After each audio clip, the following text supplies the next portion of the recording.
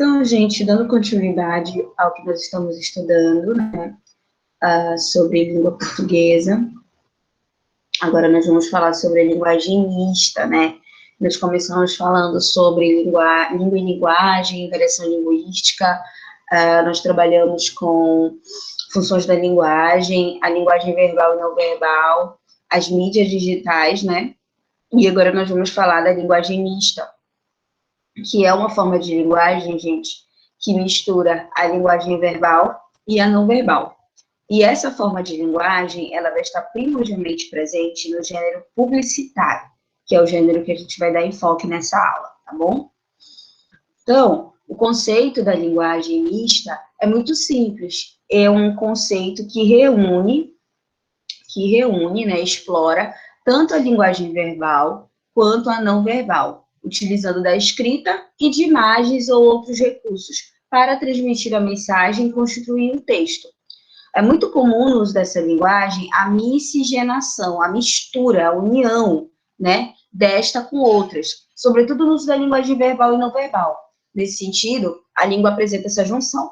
Então, gente, você tem a tirinha, as histórias em quadrinhos, as charges, você pode pensar nos filmes como uma mistura de linguagem verbal e não verbal, tudo bem? Você tem a linguagem do gênero publicitário, certo? As novelas, tudo que você imaginar que envolva imagem e texto, símbolos e texto, é linguagem mista, certo? É um texto que utiliza de duas formas de linguagem para transmitir uma informação. Como você pode ver aqui, às vezes na vida temos que parar para um balanço. Então, quando a gente lê apenas o texto, a gente tem uma noção figurada dessa frase, né?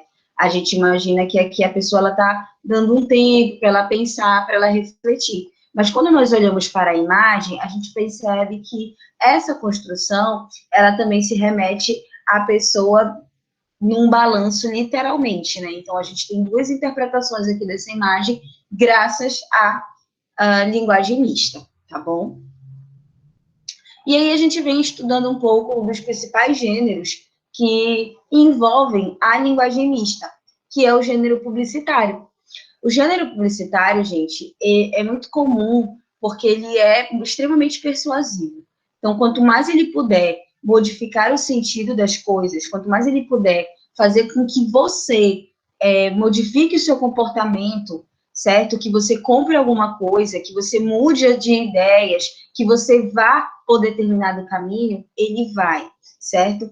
Então, aqui, olha, é comum os anúncios publicitários e as propagandas valerem-se de uma língua cuja funcionalidade está no convencimento do interlocutor, ou seja, no convencimento da pessoa que lê e recebe aquela mensagem, tá? Por isso que é comum você ter a presença de verbos no imperativo. O que são verbos no imperativo, gente? Esses verbos, eles são relacionados à imposição. É todo verbo que exprime ordem. Faça, compra, cumpre, adquira esse produto, venha para essa escola, certo? Esses são verbos que estão impondo uma ordem para você, eles estão colocando uma ação para você fazer, né? Então, é muito comum esse tipo de verbo, de uso verbal, dentro das propagandas, tudo bem? Ó, além disso, é muito presente no uso da linguagem publicitária a presença de imagens e símbolos que dialogam com o texto de modo que juntos, né, eles vão colocar uma imagem cada vez mais convincente. Então, qual é o principal objetivo do gênero publicitário, gente? É convencer, é mudar os comportamentos das pessoas, tudo bem? Então, aqui você tem exemplo de algumas propagandas que investem bastante na linguagem e na imagem para conseguir gerar o convencimento do interlocutor. Olha só, aqui, quem nasceu só para ser big nunca vai ser king, né? Então, aqui ele está fazendo uma referência ao McLanche, né? O Big Mac, que é o carrão-chefe lá da Burger King, né? E aqui, ao fazer o trocadilho com a empresa que é concorrente, ele coloca, né, bem grande o lanche, bonito, né, bem atrativo para que a pessoa queira consumir aquilo, né? Aqui, prove dessa fruta. Olha aqui o verbo no imperativo, impondo uma ação. Prove, faça, entendeu? É muito comum também os gêneros terem os seus próprios trocadilhos, né? Por exemplo, tem aquele lá do Tony Ramos, né? Peça Friboi. Essa é um trocadilho da própria marca, assim como a Coca-Cola tem Beba Coca-Cola, né? Aqui você tem o do Doril, tomou Doril, a Dor sumiu. Esses trocadilhos, gente, eles são também uma estratégia do gênero publicitário, que é te convencer a partir da brincadeira, da lógica, da imagem. Tudo que ele puder utilizar para te convencer, ele vai usar, tá certo? Então, aqui você tem os exemplos de como a imagem, por exemplo, ela é usada aqui. Ela é usada para deixar bonito o produto, atrativo, tá? Com cores fortes, cores vibrantes, cores bonitas, né? Para que a pessoa olhe aquela propaganda e ela, de fato, se sinta convidada, se sinta à vontade de buscar aquele produto. Tudo bem? E, gente, esse também é um assunto que cai na prova do Enem, tá? Então, todos os assuntos de nono e primeiro ano que a gente está trabalhando, esses são assuntos que eu tento relacionar em alguma medida com a prova do Enem de vocês, tá? Então, vai ter uma competência lá, que é a competência 7 de avaliação, e tem a habilidade 23. Essa é a habilidade que vai cobrar de você ao entendimento acerca do gênero publicitário, ó. Inferir em um texto quais são os objetivos de seu produtor e quem é seu público-alvo, né? Então, geralmente, esses textos, gente, são os textos publicitários. Você tem que identificar, por meio das questões do Enem, por exemplo, qual é o objetivo daquele anúncio publicitário, se é te convencer a comprar, se é te convencer a comprar determinado produto, se é te convencer a mudar de ideia, se é te convencer a adotar determinado comportamento, tá bom? E identificar a que tipo de público-alvo essas propagandas, elas se destinam, tá bom? Porque bem aqui você tem o seguinte, ó, pela análise dos procedimentos argumentativos utilizados. Então, todo texto, gente, todo texto publicitário, ele vai se utilizar de um público-alvo. Ele vai ter sempre pessoas específicas que ele quer atingir, tudo bem? Então, por exemplo, a Burger King, a McDonald's, são empresas que têm um público-alvo bem grande, né? Mas eles sabem que também tem pessoas que não podem comer lanche, ou que não gostam de comer lanche dessas empresas. Então, eles direcionam a propaganda deles para o público-alvo que eles sabem que vai consumir esse lanche. Geralmente, o público jovem. O público adolescente é o maior público de consumo dos fast food. Então, é para esse público-alvo que a propaganda ela vai ser direcionada, né? Por outro lado, uma propaganda que fale de um remédio específico, né? Um remédio para a cólica, né? Uma propaganda que invista no remédio para a cólica. Então, esse tipo de propaganda, por exemplo, vai trabalhar com como posso dizer, vai trabalhar apenas com o público-alvo feminino, certo? Então, ele vai direcionar totalmente a propaganda para as meninas, para as mulheres que sofrem com cólica, né? E vai ter um discurso, um texto totalmente pautado para esse grupo, certo? Então, aqui, olha, quando falamos de texto, identificamos o uso da linguagem, que é a linguagem mista. Especificar o tipo de texto, o objetivo e seu público-alvo é fundamental quando você for fazer uma questão de gênero publicitário. Primeiro, você vai perceber como a linguagem foi construída. Depois, você vai identificar quais são os possíveis públicos-alvos que aquela publicidade visa atingir. Tudo bem? E depois você vai ver qual é o objetivo. Por exemplo, dentro de uma propaganda que fale sobre o remédio para a cólica. O principal objetivo dessa propaganda é fazer com que as mulheres que sofrem desse problema comprem aquele remédio, em detrimento de outros. E para que essa pessoa compre esse remédio e não outros, é preciso de uma boa argumentação. E você deve identificar como esse texto argumentou para que o público-alvo, nesse caso as mulheres que sofrem cólica, cumpre esse produto, entende? Então, é muito nessa lógica que você vai ser avaliado. Sempre tentando identificar como a propaganda argumentou, qual é o público-alvo dessa propaganda e de que forma a linguagem, né, dentro dessa propaganda foi utilizada. E aí, olha, ela pode ser utilizada para informar você de alguma coisa e, a partir disso, você ficar interessado em comprar determinado produto, para persuadir o seu comportamento, para expor sentimentos, às vezes o sentimentalismo, ele leva as pessoas a quererem consumir.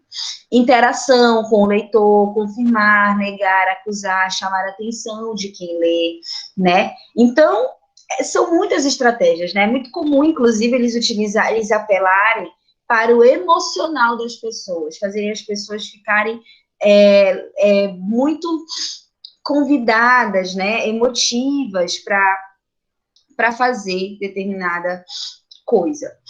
Então, aqui, quais são as principais características, gente, do gênero publicitário? Quais são as suas principais marcas? Você tem aqui uma linguagem persuasiva, que tenta convencer você, tá? Mudar o seu comportamento. E aí ela vai trabalhar com a função apelativa da linguagem, que nós estudamos já, né? E aí você vai lembrar que a função apelativa é aquela função, ou conativa, é a função que está com o foco no receptor da mensagem, ou seja, na pessoa, né? Que está ali para receber aquela mensagem, tá? Ou seja, se eu fosse construir aqui uma propaganda, vocês seriam o meu receptor, tudo bem? O nível de linguagem é de acordo com o público que se pretende atingir. Se for um público infantil, eu vou ter uma linguagem mais infantil. Se for um público de professores, por exemplo, para que determinados professores escolham livros e etc., eu também vou como eu posso dizer, modificar a minha linguagem para atingir esse público, tá? E aí você tem os verbos no imperativo, que eu já expliquei para vocês, né? Faça, compre, mude seu comportamento, né? E no presente do indicativo, né? Então, tenha sempre o melhor perto de você, né? Que são os verbos que estão indicando o tempo presente. Então, você tem vários outros recursos que podem ser utilizados, como as figuras de linguagem, metáfora, antítese, ironia, ambiguidade, os jogos de palavras que eu mostrei nas primeiras propagandas para vocês, os trocadilhos, os memes, gente, tudo pode ser utilizado pelas propagandas para tentar mudar o seu comportamento, tá certo? Então, a linguagem publicitária, ela tem dois fatores, né? Ela vai descrever o produto para você e ela também vai tentar argumentar para que você seja convencido, né, acerca disso. Ou seja, descrever e persuadir são as principais marcas, né, mais importantes acerca da linguagem mista. Então, olha só. Seu propósito é difundir, divulgar, vender, espalhar determinada ideia, apresentando hibridismo também entre as tipologias textuais, tá? Então, como assim hibridismo entre as tipologias? Porque você pode ter vários outros gêneros incorporados à propaganda. Você pode ter uma tirinha dentro de uma propaganda, você pode ter uma propaganda em forma de notícia, né? Porque a propaganda, ela vai tentar ser o mais criativa possível com relação ao desenvolvimento, né, da mensagem. Quanto mais criativa ela for para tentar chegar na mudança do teu comportamento, ela vai ser, tá? Então, é um gênero que não tem escrúpulos, né? Um gênero que se permite várias coisas, tá bom?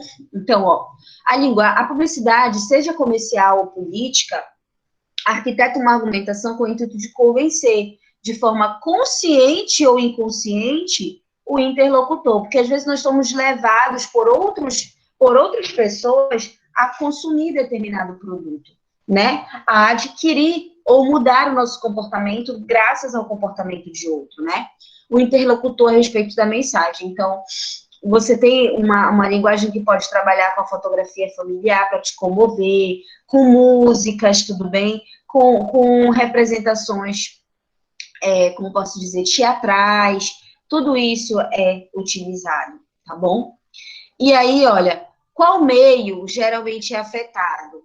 Por meio da propaganda. E aí você vai ver que o meio que geralmente é afetado por meio da propaganda, gente, é o público-alvo.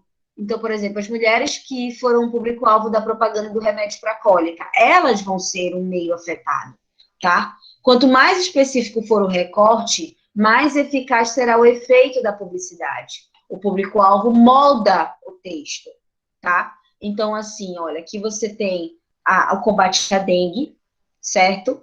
Então, quando ele coloca aqui, o combate não pode parar, a dengue mata, colocando o Brasil como unido, né? E na outra imagem ele coloca várias pessoas, idosos, adolescentes, crianças, né? Todas unidas contra a dengue, mostrando que todos, independente da idade, classe social, gênero, etnia, etc., devem estar mobilizados contra a dengue, tá? Além disso, ele coloca, ó, mobilize a sua família, fazendo um apelo mais específico, mais institucional. Você percebe que esse é o público-alvo dessa imagem, tá?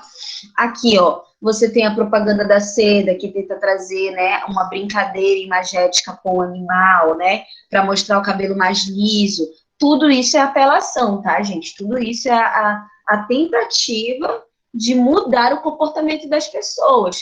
Então, olha só, aqui você tem a tentativa de gerar humor para convencer as pessoas.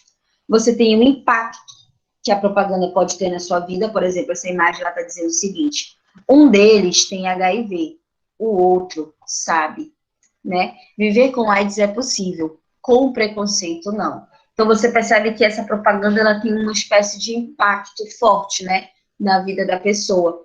Assim como você tem aqui a propaganda que gera uma emoção em você, que te emociona, que faz você chorar, né? E aí você começa a pensar naquele produto de outra forma. Então, quanto mais atenção a propaganda conseguir tirar de você, melhor. Então, olha só, o texto propagandístico, ele dificilmente é um texto triste, só quando ele quer comover as pessoas. Mas, geralmente, ele é um texto mais animado, mais bonito, mais bem representado, tá? Então, essa argumentação, ela também visa fazer com que você confie naquele produto, que você queira obter, né, aquele produto. Então, olha só, aqui você tem uma propaganda de um café, né? Tirar um cochilo ou tomar um cafezinho. E aí ele mostra que quando a pessoa toma o café, ela fica mais feliz, mais animada. Enquanto que quando ela está dormindo, ela está, né, totalmente desligada da realidade. Aqui você tem, em alguns estabelecimentos da McDonald's, o uso das batatas fritas da empresa, né, na imagem, para indicar que lá tem Wi-Fi. É uma forma de criativa para dizer que lá tem um serviço, mas não esqueça do nosso produto principal, né, que também é a batata frita. Então, aqui, gente, vocês têm uma questão do Enem, tá? Uma questão fácil, que vai trabalhar com a publicidade, tá bom? Então, vamos olhar o enunciado dessa questão.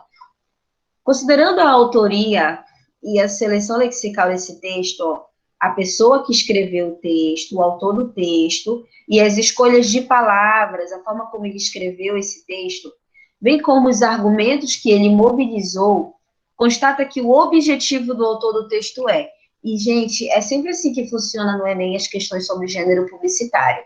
Ele vai perguntar quais foram as estratégias argumentativas que foram utilizadas, ou qual é o objetivo do texto, tá? Então, é sempre buscando essas informações que você vai trabalhar no Enem, tá bom? Então, por exemplo, esse enunciado, ele está pedindo para você identificar o objetivo do texto, né? O objetivo desse texto a partir do autor dele, a partir da forma como ele foi escrito, né? E dos argumentos que foram construídos. E aí, você já sabe que, ao ler esse texto, por isso que é importante sempre começar pelo enunciado, porque você já sabe que, ao ler esse texto, você já tem que ler buscando qual é o objetivo dele com relação ao público-alvo, certo? Ó, o CONAR existe para coibir exageros na propaganda. E ele é 100% eficiente nisso. Aí ele pega e apaga, né? Ele risca a frase dizendo que ele é 100% eficiente na missão de coibir os exageros na propaganda. E aí você já percebe uma das principais estratégias dele, que é o trocadilho, é chamar a tua atenção, né? Nós adoraríamos dizer que somos perfeitos, que somos infalíveis, que não cometemos nem mesmo o menor deslize. E só não falamos isso porque um pequeno detalhe. Seria uma mentira. Aliás, em vez de usar a palavra mentira, como acabamos de fazer, poderíamos optar por um eufemismo. Meia-verdade, por exemplo. Seria um termo muito menos agressivo. Mas nós não usamos esta palavra simplesmente porque não acreditamos que exista meia-verdade. Para o CONAR, Conselho Nacional de Autorregulamentação Publicitária, aí você já percebe quem é o autor do texto, né? Existem a verdade e a mentira. Existem a honestidade e a desonestidade. Absolutamente nada no meio. O CONAR nasceu há 29 anos, viu? Não arredondamos para 30. Com a missão de zelar pela ética na publicidade. Não fazemos isso porque somos bonzinhos, gostaríamos de dizer isso, mas, mais uma vez, seria mentira. Fazemos isso porque é a única forma de propaganda ter o máximo de credibilidade. E cá entre nós, para que serviria a propaganda se o consumidor não acreditasse nela? Qualquer pessoa que se sinta enganada por uma peça publicitária pode fazer uma reclamação ao CONAR. Ele analisa cuidadosamente todas as denúncias e, quando é o caso, aplica a punição, né? Então, olha só, gente, esse texto aqui, né, o que você conseguiu entender dele? O que você consegue pensar sobre ele, né? Que o CONAR, que é o Conselho Nacional de Autorregulamentação Publicitária, né, é como se ele é o autor do texto. Ou seja, é tipo a polícia, né, que fiscaliza as propagandas feitas por empresas, movimentos, ONGs, né, verifica se essas propagandas elas são abusivas ou não, até porque propaganda enganosa ou abusiva, gente, é crime, tá? No Brasil. Então, esse é o CONAR, é um conselho que faz esse tipo de fiscalização. E aí eles utilizam de um texto argumentativo, né, para defender a credibilidade do órgão, né? A credibilidade deles em fazer isso. Por isso que, ao construir esse texto, no final ele diz, e caso você veja alguma propaganda que fira os direitos das pessoas, né, que esteja de forma abusiva, portanto, você deve denunciar. Tudo bem? Então, a partir daqui, você já consegue imaginar qual é o objetivo desse texto, né? Que é justamente fazer com que as pessoas confiem no CONAR. Vamos lá, então. O objetivo do autor do texto é informar os consumidores em geral sobre o CONAR. Você acha que é meramente informar? Conscientizar publicitários do compromisso ético ao elaborar suas peças publicitárias. É esse o objetivo desse texto? Alertar chefes de famílias para que fiscalizem o conteúdo das propagandas veiculadas pela mídia, ou seja, as pessoas que são chefes de família que têm essa responsabilidade. D. Chamar a atenção de empresários e anunciantes em geral para suas responsabilidades ao contratarem publicitários sem ética. Ou chamar a atenção de empresas para os efeitos nocivos que elas podem causar à sociedade se compactuarem com propagandas enganosas. E aí, gente, qual é a alternativa que melhor abrange tudo que o texto fez? Tudo que o texto escreveu.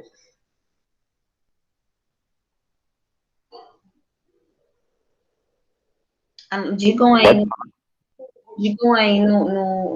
podem dizer aí no chat, pode falar também. Letra E.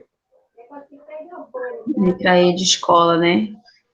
Pode ser. É porque, no caso dessa propaganda específica, você tem que ver aquilo que ampara mais o texto, né?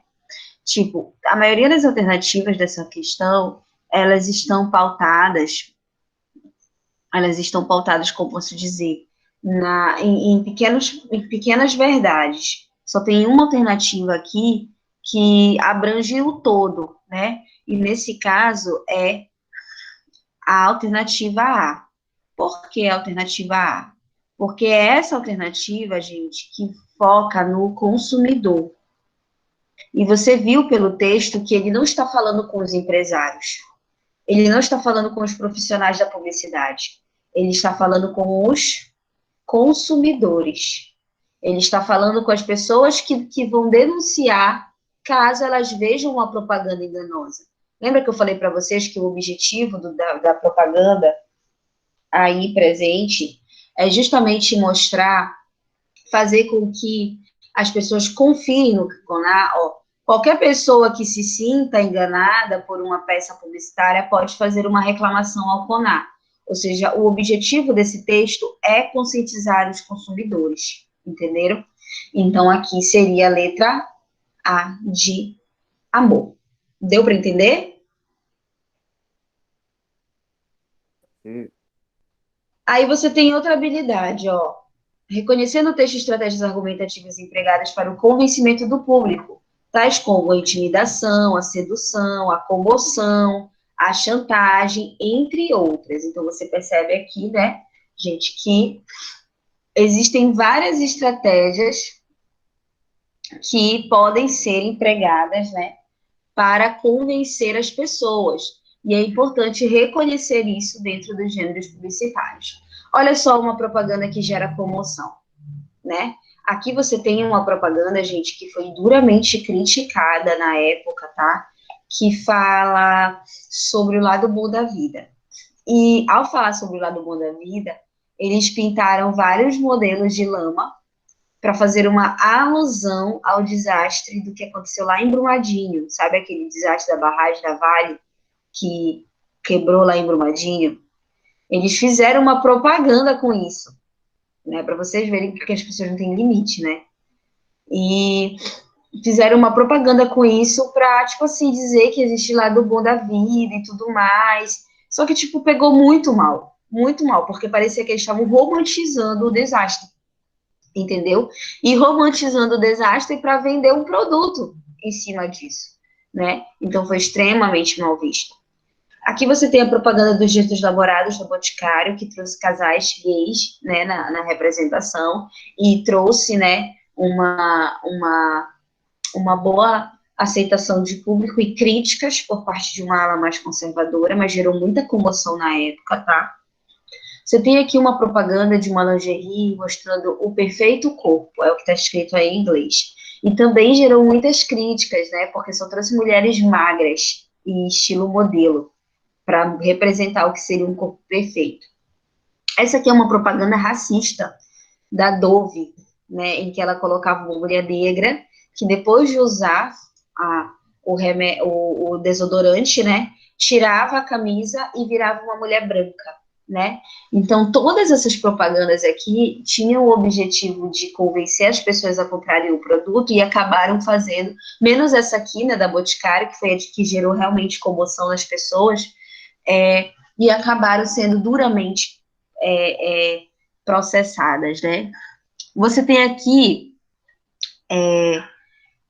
uma propaganda que trabalha com a chantagem, né? Então, olha, se a reforma da Previdência não sair, tchau Bolsa Família, Deus fiéis, sem novas estradas, acabam os programas sociais. Então, isso é uma forma das pessoas se sentirem chantageadas a aceitarem uma reforma para que elas não percam os seus direitos, entende?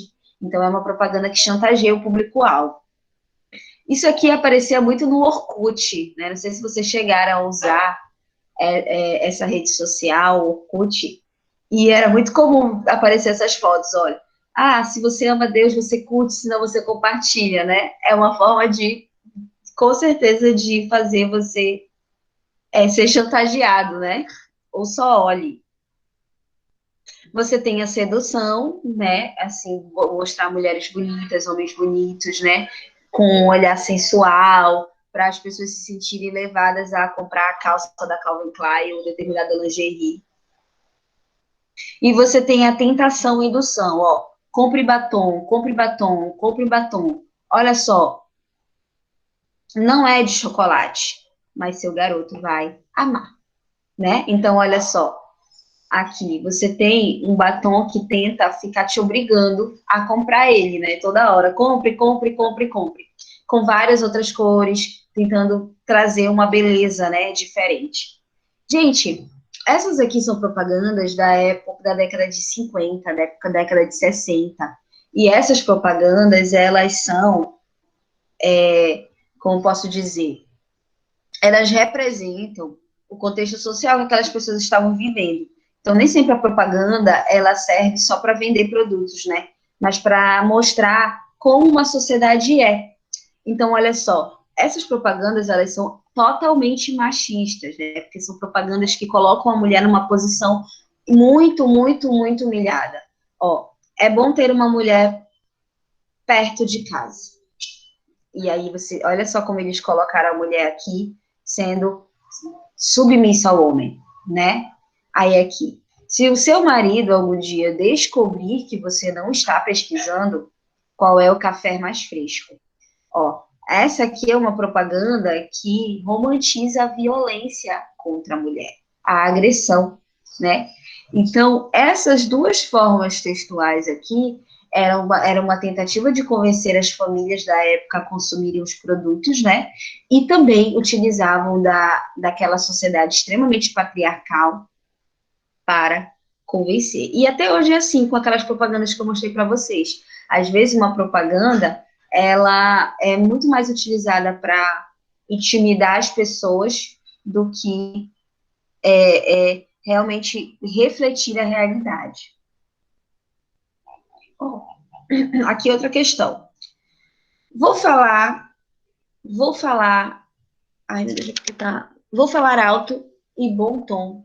E vou falar alto e em bom tom. Não vou estudar para o vestibular, ele falou, né?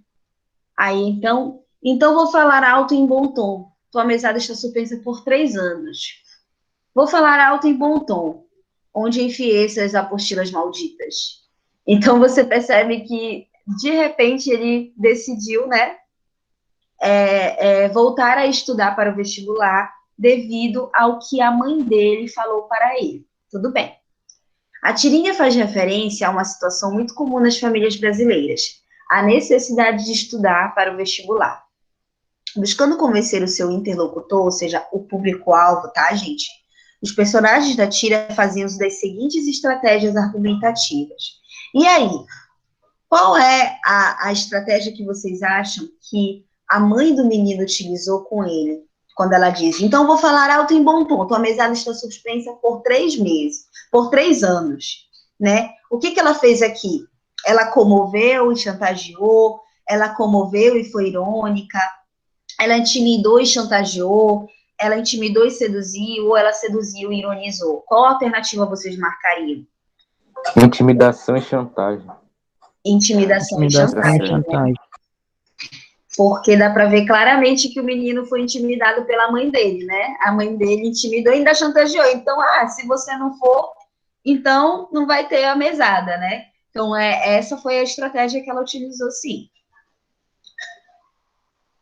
Ó, então aqui você tem uma propaganda que tenta convencer novos publicitários, como alcançar resultados através da argumentação, né? E aqui ele dá dicas disso.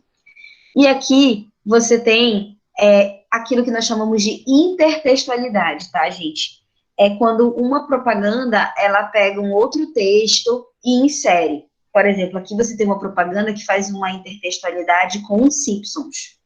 Então, ela pega a série dos Simpsons e coloca aqui na propaganda dela, tal como você viu lá na propaganda do Leão, né? Em que a Madge, ela vem aqui já com cabelo bonito, sedoso, todo bonitão, né? Graças ao Dove, né? E aqui é uma brincadeira com o leite Nan, que é um leite para fortificar a saúde das pessoas, né? E aqui ele usou daquela espécie do meme. Já é uma propaganda que utiliza, né? Do meme para convencer os seus interlocutores. Tudo bem, queridos? Vocês conseguiram entender essa aula? Ela é bem tranquila também. É um assunto bem tranquilo. Sim ou não?